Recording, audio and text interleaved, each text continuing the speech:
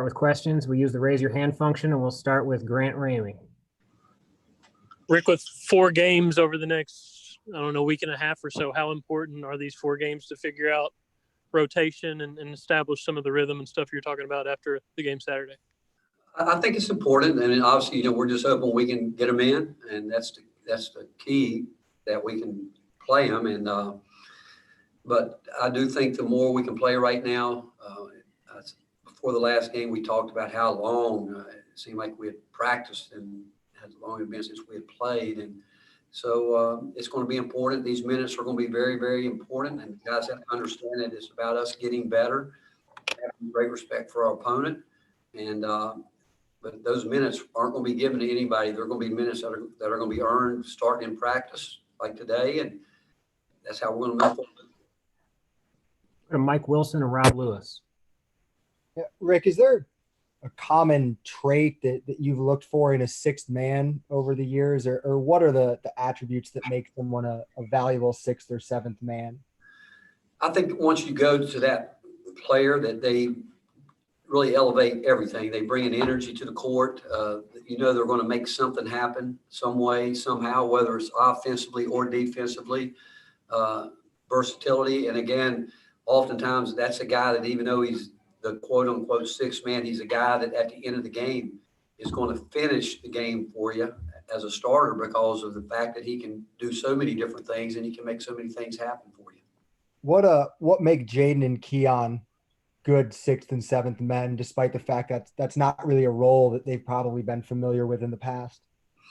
Well, again, the one thing, we talk about it. We don't care who starts. And I think our lineup will change, because we're going to keep really basing it on performance, production, and still trying to figure it out. We really are still trying to figure out how to get the rotation the right way, where everybody can be most effective. And you find out, but the one thing that has to happen when you settle on who starts, because again, I know people make that a bigger thing than I think that it is when you, and I do think it's big with the players. I played and I wanted to be a starter, but now with our guys, you look at the other night.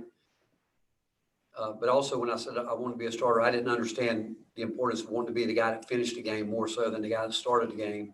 But when you look at what's going on with the minutes, we're more concerned about that.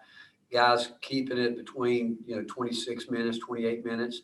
But to answer your question about those two guys, once they figure out everything, do they know the entire scheme, both offensively and defensively? They don't. And that's something that they're going to have to do. I mentioned it earlier. They have been hurt more so by the stoppage and starts than anybody, because the older guys, it's not that we're doing a whole lot of different things than we've done in the past. We maybe bring back stuff here or there, add here, but it's something that most of the older guys have seen, so they've got great recall with it. But the younger guys are still learning just the base package, and as they do that, I can see where, again, I do think their minutes will go up. I don't think there's any question about that. I can see them starting at some point. It could be both of them, one of them, none of them. Again, it's going to go back. And what we've harped on with these guys is just do your job when you go in the game. And players, I've always believed, they will determine who's going to be there. They're going to determine who's going to play the minutes. They're going to determine who's going to finish the game. And I think over these next couple of games before we get into the conference, they're critical to these guys to understand, regardless of who we're playing, it's about us and each and everybody doing their job, so we can get to the point where we know what we're going to get night in and night out, where these decisions get a whole lot easier. Coach, just what have you liked the most about your team in the first 2 games, and what, I don't know, concern is too strong a word. What do you need to get better at? Just each of those areas. Well, again, I think our defensive effort has been good. We've played 2 really good basketball teams that do some really good schemes. They've got good players, and we knew and we know, because it's no different than what we've done in the past. If we play defense initially the way we should, if we're locked in with our scouting report and doing the things that we're supposed to do, we're going to force teams into driving the ball. And then we've got to be able to guard whoever's in front of you. You got to be able to stay in front of them. We can't let them get on our get on their hips and let them get to the rim and get us into rotations that way. But through the first 2 games, I think we've done a good job for the most part, with 2 games in, doing what we've asked them to do with the scout report. And we talked a lot after the Colorado game because Colorado started driving the ball. We said that Cincinnati's going to drive it, which they did, and we gave up a couple too many straight line drives to the basket. And offensively, we want to get fouled, and we are a strong team. We're an athletic team. Shooting the ball again. I mean, I've been with these guys too much, and I've seen them, and we keep stats of every day in practice of our shooting, and we've got a nice shooting percentage. But in a game, I still think that some of those guys, or most guys, need to see it go through the basket a couple times, and they'll settle down that way. But what we want to be able to do on nights when we don't shoot the ball well, we proved the other night that we can still win a basketball game against a high-level team, and by doing it different ways. But when it all comes together is what we're working for. But if not, we still want to be a better rebounding team, a consistent rebounding team. We rebounded the ball great the other night, and a little bit better in the Colorado game than the numbers will show. But overall, that's got to be a major emphasis of every single night. We've got to rebound the ball, got to take care of the ball. And the turnovers, I mentioned the other night, the Colorado turnovers didn't hurt us. The other night, our turnovers hurt us, where they were able to convert those. Those are the plays that we have to eliminate so we take care of the ball better. It's going to help us with our defense. And then we just take good shots. Just take the shots that we practice. Again, I'm confident. I want them to shoot them whether they're going in or not, and then I want us to go get them. Ryan Shumpert and Ben McGee. How important are these next 2 weeks and just kind of getting some confidence and comfort level for the big guys behind Pons and Fulkerson and their ability to give you good minutes off the bench? Well, I mean, it's all important. I mean, these guys want playing time. They want to play, but it goes back. And I mean, they get every day in practice, they get a chance to do that. The games, yeah, they're important. But the bottom line is they're not going to get in the game if they don't get it done in practice. And I've told them that over and over. And if they want a chance to have more rope, more leadway in a game, they can't go in a game and do what we see them do in practice. We want the word is consistency. We want to see that. I tell guys, one of the last things I tell them every day, every game, we do what we practice. Just simply do what we practice, and we're going to be okay. It's again, if guys don't practice well, they're probably not going to get a chance to play as much as they would like to play. So it starts with them understanding, and we want to see that happen in practice. But over these next couple games, I like to get guys minutes in a game. But again, those minutes aren't going to be given out. They're going to be earned minutes. And again, if a guy goes into a game and right off the bat he makes a mistake that we see him make over and over in practice, he won't get much of a chance because he hasn't earned it. And that's what we're about. We don't want anybody to think they have a sense of entitlement. We got too many guys on this team. And again, our team works hard. They work hard. They play hard. And I think they like direct, honest answers. They want to know where they stand. And the way I'm talking to you is the way I'm going to talk to them. If they want those minutes, they're going to have to earn them. Coach, Devontae Gaines has not played in the first 2 games. Has he been available? And if he has, what does he need to do in practice to earn those minutes that you continue to talk about? Going back to the word consistency, what are we going to get? Does he understand the scheme with everything we do, shooting the ball? Again, we want to, guys that we know, we just know what they're going to do. It goes back to consistency. For the guys that you haven't seen play, that's the word that I would put with all of them, consistency. The guys that are playing have shown more of a consistent type performance day in and day out where we have an idea. And that's not to say they're perfect, but the other guys, the ones that haven't played, are guys that are way too inconsistent, guys that probably get their names called too much in practice for not doing the right thing. And there's not a guy on this team that we don't believe in, that we don't think can get better. And some guys want to be stubborn. Some guys want to keep fighting it. If they keep fighting the system, they won't play. I mean, it's plain and simple. We got a proven formula here that we believe in, and the quicker guys buy into it, the quicker they'll play. Vince and Wes Rucker. Rick, what have you seen from Vescovi in terms of defense, getting off ball screens, some of those intangibles besides just the offense? Where's he made strides in your opinion? Well, I think the big thing with him, he's deceptive. I mean, people like, I think when you look at certain guys on the team, they get down guard. That's impressive. But he's a very deceptive, very intelligent defender. Same thing offensively. Terrific with pass fakes, ball fakes. Quicker than you think. Understands angles better than most guys. But defensively, again, he understands the mental preparation. He understands what he needs to do. He does his work early, very clever in the gaps. He's in that gap, and you think he's kind of just there, but he's playing. He's active in the gaps most of the time. And offensively, he has a solid idea of what we're trying to get done. And what's good about him, I think, as time goes on, it's going to give him a chance to play off the ball too, which I think will help him because he's so good with moving without the ball. And so I think as these guys, again, it's more that we can get guys settled in, handling the ball where you can get away from. It's going to help him add to his game.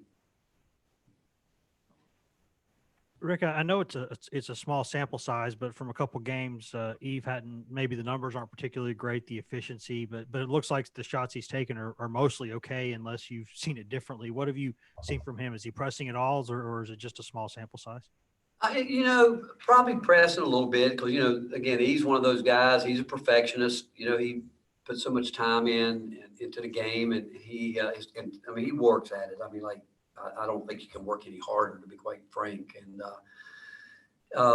but he'll make it. He'll get it going. You guys have watched him over time, and he rebounded well the first game. I didn't think he had the same mindset rebounding the second game as he needs to. Maybe that's pressing a little bit because he went 1 for 9 in the first game, but he'll be fine.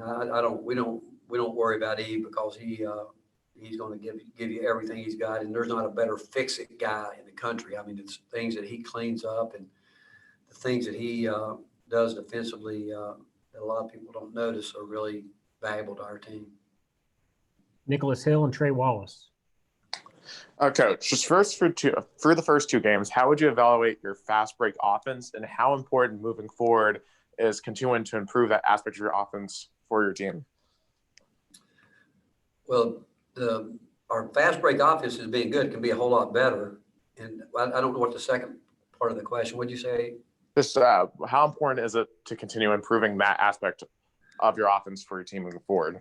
Well, it's important because we want to be an attack team. We want to play really good defense and get out and, like any team in the country, get as many opportunities in the open court as we can. Try to play some advantage basketball where we got numbers based on the other team, and we've been okay with it. Shown some good signs, but there's so much more that comes with our transition game that we've shown that, again, it's a matter of getting everybody to understand it. But we want to advance it quick. Obviously, we love to get it down the floor as quick as we can, but we want to play out of it. If not, we want to be able to flow where it looks like, hey, we're attacking. Guys are using their ability, but if they don't have it, there are drop spots and where they need to get the ball, and they need to space out where we can keep playing. We just don't want to do a lot of standing around. And the last 2 games, we've had to go up against zone more than we probably thought. Certainly in the first game, but we've spent some time with it today because Charlotte will do a little 3/4 court 1-2-2 press back to a 2-3 zone. We expect to see that, and we just got to continue to work our zone offense. But the fast break is so important to us. Whether and teams are going to work to take it away from us. There's no doubt about it. But we still think we can get it, and we certainly have to fight to get it, and we'll continue to do that. Rick, what did you think about going back and look at the game tape the last few games? What did you think about the shot selection that you guys were taking, especially when the opposing teams were switching into zone? And then also your thoughts on EJ Anasicki, especially last game when he entered the game.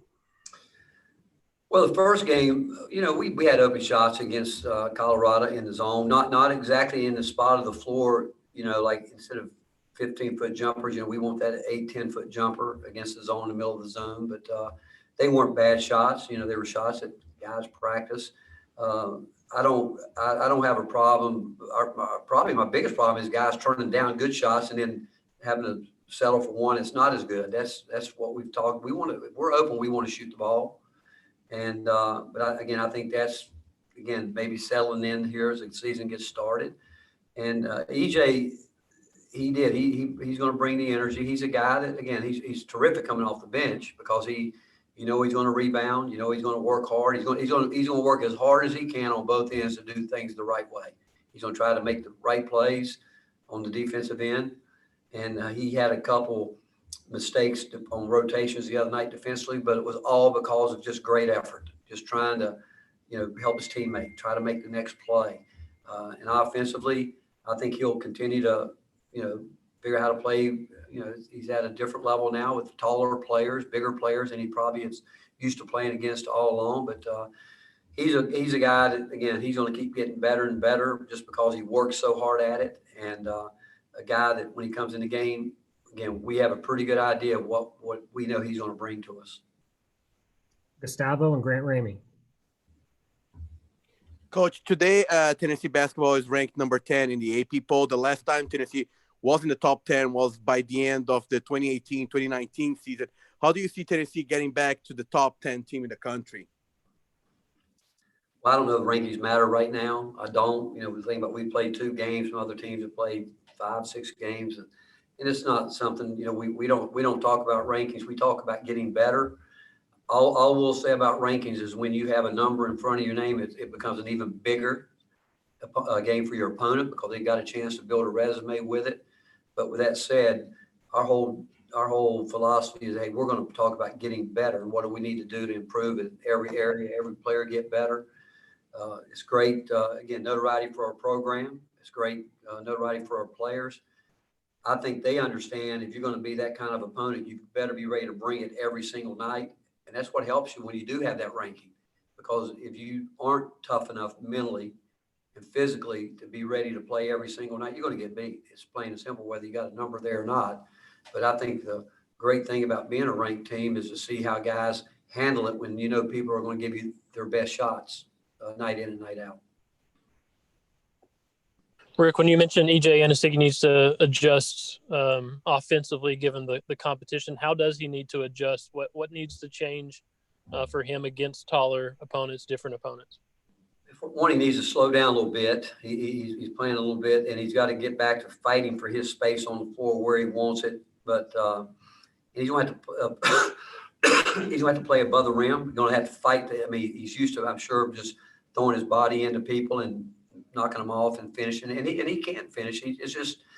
He's got to again adjust to it's a more physical game and he's not afraid to be physical. Don't get me wrong, but he's being guarded in ways that he's never been guarded night in and night out, and so he's going to learn how to deal with that himself. But I would say for all those post guys, other than Folky, probably it's all about doing your work early, knowing where you want the ball on the floor, getting your feet organized, ready to play when you catch the ball, as opposed to standing there like, what's next?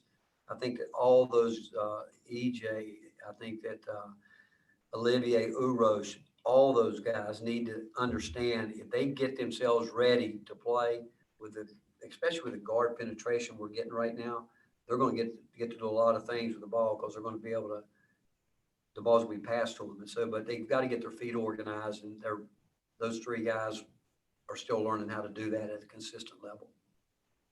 Wes Rucker, Rob Lewis. Rick, I guess what a lot of us think about, kind of how a freshman or a newcomer accepts his role on the team or understands his role. But can the same be said for an upperclassman? I mean, every year you get new guys coming into a team. Every year is its own year, and every team's its own team. Can it be tough for veterans to kind of find their roles too early in the season? Can it be tough? Yeah, I think that we're all early in the year trying to figure it out. But when you got an unselfish group of guys, and we have a very unselfish group of guys, I think our guys really have great respect for the work that we put into our program. And I think they understand that there's no one that doesn't work harder. There's guys that work harder, absolutely. Are there guys that put more time in others? Absolutely. And older guys, the more versatile they can become, the more effective they can be for you. like I've watched Josiah now, where he's getting to the point where he can play almost anywhere on the floor, which is going to help him in so many different ways. And is he going to have to play a different role? He's going to do a little bit of everything. I mean, he did it last year. He didn't have the advantage of having someone in it when things weren't going well for the most part. He had to stay out there and get those lessons taught the hard way. And I don't think we have a team that we have to do that with this year, but I do know that he is going to buy into whatever he needs to do. EJ will. Got to get Olivier going to the point where we know how good he can be, and he hasn't figured it out yet. He's last 2 days he's been better, but a big part of it is sometimes when you're coaching guys, you're talking about play role. It simply gets back to buying in to the program, what you have to do. I mean, Grant Williams, when he started out, we went through all the same things with him until he realized that this is how you got to do certain things. And then once you get a couple things down, then you can build on it. But it still goes back to that word, whatever role guys play in, they've got to show consistency where they understand what we are trying to get done as a team every possession. Because we have a saying, every possession matters. And we need them to, and the guys that play the most minutes understand that simple fact that every possession matters, both offensively and defensively. Coach, how do you evaluate Keon and Jaden through 2 games? Both their minutes went way up on Saturday. What did you feel like they got better at? Well, I think sometimes as coaches, we maybe can overthink it. Going into Colorado's a tough opener, and we knew it was going to be a high stakes game. And you don't want to put those guys in a position where they don't have some success early, because you don't want to lose them for a week, whatever, where they keep it in the back of their mind. And I think what we learned about those guys is, one, they have short memories, which is a good thing. And the second thing is the second game.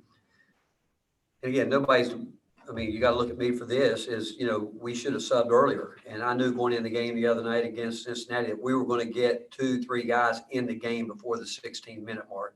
And I think you'll see that pattern continuing. I think, again, right now, unless I change my mind between now and tomorrow, we'll start the same way.